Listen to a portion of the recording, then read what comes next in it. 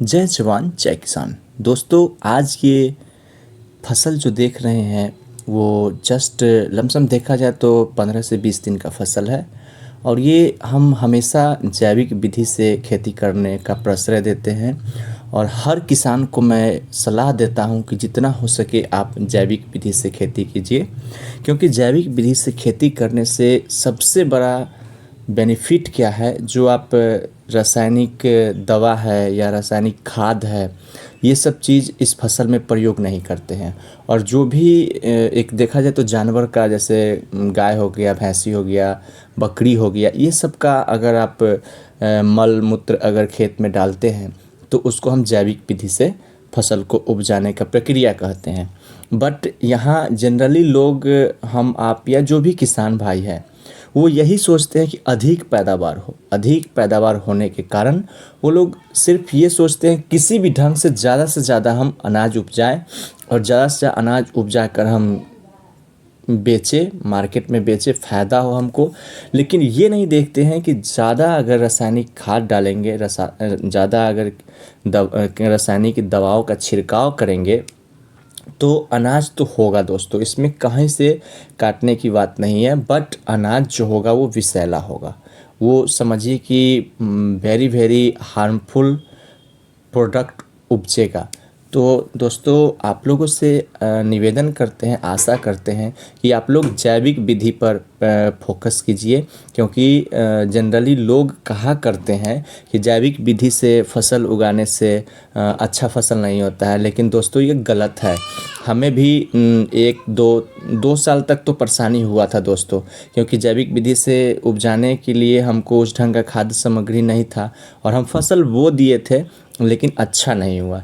लेकिन फिर धीरे धीरे मैंने ये सोचा कि आज से हम लोग 40 साल 50 साल पहले पूर्वज लोग क्या करते थे। उस समय तो रासायनिक खाद या केमिकल दवा उवा का प्रयोग नहीं करते थे, ऐसे ही फसल को उगाते थे। थोड़ा ही उगता था। लेकिन आज के डेट में हाइब्रिड का बीज जो है वो उन्नत नस्ल का आता है।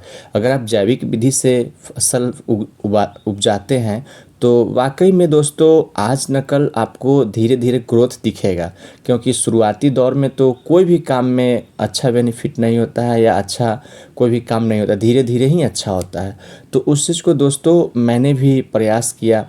और देखा जाए तो मैंने बकरी का लेरी जो होता है वो भी हम धीरे धीरे कहने का खेत में डालने का स्टार्ट किए। उसके बाद हरा पत्ता, ये सब है जो भी खाद जिसको हम बना सकते हैं खाद, उस ढंग से कहने का मतलब कि करने लगे। और धीरे धीरे करते करते आज मेरा खेत जो है हरा भरा हो गया।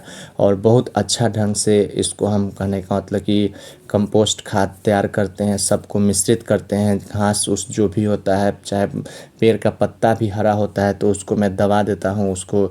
उसके बाद जब सड़ जाता है उसके बाद मिक्सिंग करके उसमें हम खेत में डालते हैं तो बहुत अच्छा परफॉर्मेंस देता है। तो दोस्तों, यहाँ भी थोड़ा सा प्रॉब्लम है कि पानी कहने का मतलब कि नहीं चढ़ रहा है ढंग से। तो मैं इसको क्या करते हैं कि डब्बा से ही किसी तरह ढंग से उस क्यारी में पानी जितना हो सके उतना हम डाल देते हैं। तो दोस्तों, कहीं ना कहीं मेहनत करने वाला व्यक्ति कहीं भी रहकर मेहनत कर सकता है, कहीं भी कुछ भी कर सकता है। बट नहीं मेहनत करने वाला व्यक्ति को आप हर सुविधा दीजिएगा फिर भी वो नहीं कर पाएगा। तो मेरे साथ भी ये समस्या आया था, क्योंकि इसमें कम से कम 50-60 सागवान का पेड़ है, वो भी काफ़ी लंबा लंबा है। तो उसको भी मैंने पांगा, धीरे धीरे पांग कर खेत को साफ़ सुथरा किया। आज दोस्तों आप लोगों के नज़र के सामने में है कि खेती करते हैं, प्लस मेरा डिस्ट्रिक्ट कोट हाजीपुर में हम वकालत भी प्रैक्टिस करते हैं। सब कुछ करते हुए आज इतना बेहतर ढंग से हम ऑर्गेनाइज कर रहे हैं जो हमको अब कम से कम साग सब्जी अगर घर में उपज जाए, अनाज भी कहने का कुछ हो जाए जो कहने का मतलब कि हम खा सकते हैं, तो बहुत अच्छा रहेगा दोस्तों। क्योंकि पैसा तो सब लोग कमाते हैं लेकिन सही प्रोडक्ट, सही कहने का मतलब कि प्रोडक्शन नहीं कर पाते हैं। तो मेरा मानना है दोस्तों कि अगर आप थोड़ा सा भी घर के आजू बाजू में अगर आपके पास ज़मीन है, लैंड है, तो उसमें आप साग सब्जी उपजाइए, क्योंकि दोस्तों मार्केट का जो सब्जी होता है वो काफ़ी, कहने का मतलब कि रासायनिक खाद से, रासायनिक दवाओं से छिड़काव किया हुआ रहता है। तो वो तो अच्छा दिखने में तो लगता है 100%, इसमें कहीं से डाउट नहीं है, लेकिन वो एक तरह से देखा जाए तो जहरीला होता है। आप भी महसूस करते होंगे कि घर का अगर कोई सामान उपजाते हैं उसका स्वाद और मार्केट का स्वाद सब्जी का ज़मीन आसमान का डिफरेंसेस रहता है। मेरे साथ भी ऐसा हुआ था जब हम हाजीपुर में थे, तो अच्छा अच्छा सब्जी खाते थे, लेकिन हमको डाइजेस्ट प्रॉब्लम होता था, पाचन क्रिया सही नहीं रहता था। लेकिन आज के डेट में थोड़ा सा अपना खेत का उपजता है, उतना तो पॉलिश्ड नहीं रहता है सब्जी में, बट बेहतर टेस्ट होता है, बेहतर पाचन क्रिया भी, कहने का मतलब अच्छा से होता है। और हम आज के डेट में स्वस्थ हैं, हेल्दी हैं, किसी भी तरह का प्रॉब्लम नहीं है हमको।